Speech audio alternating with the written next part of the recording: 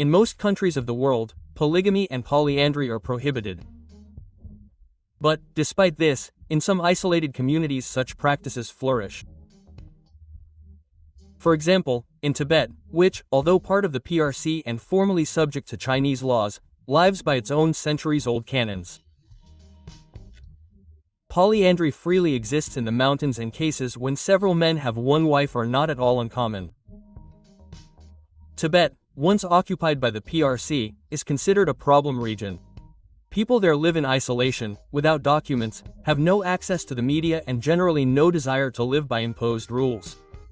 Therefore, even the famous one-child policy that was in effect in China did not work in these parts. Tibetan families had as many children as they wanted. It turns out that the mountaineers do not have a shortage of women. Why then do many families marry several brothers to the same girl? The reason for this is deeper. There is very little fertile land in this region, so it is not at all easy to feed yourself. The surrounding mountains are not suitable not only for farming, but also for grazing cattle. Tibetan shepherds have to travel huge distances with their herds so that the yaks and sheep do not starve. If someone has a small plot of land where they can grow at least something, then this is great luck.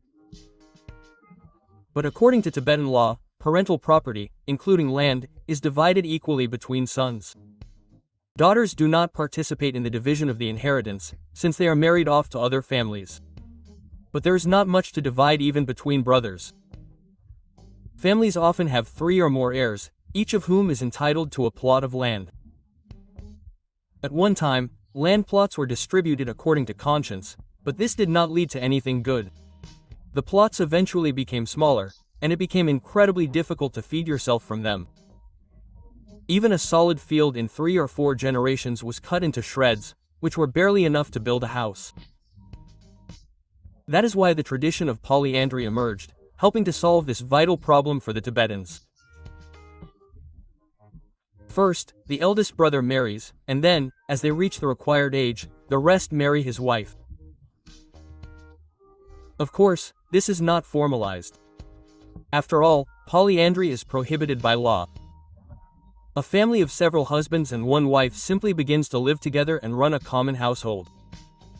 Legally, they are not one family, but in essence, one unit of society.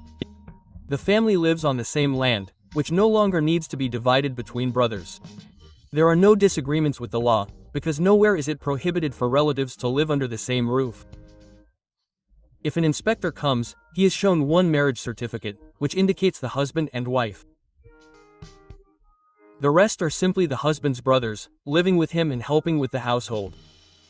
Of course, officials know about the catch, but what can they find fault with? How does a woman with several husbands feel in such a situation? Apparently, excellently. She is the queen of a large family, and she is allowed to do a lot. She can choose her favorite husband and feel sorry for him, shifting the hard work to his brothers. The wife in such a family can arrange her intimate life at her own discretion. If she wants, she will let everyone into her bed, and if she is not satisfied, she will cohabit with one. Although the second option is extremely rare. If one of the spouses has shown his unsuitability for family life, for example, turned out to be lazy, drinks or offends his wife and children, the woman can easily throw him out the door. Before this, the issue should be discussed with the mother-in-law, who, of course, will ask for her wayward son. The wife can give a second or even a third chance, or she can insist on a divorce. The fate of the exiled spouse is unenviable, since he no longer has access to the household and home. He has little choice, to go to a monastery or hire himself out as a worker to some rich man.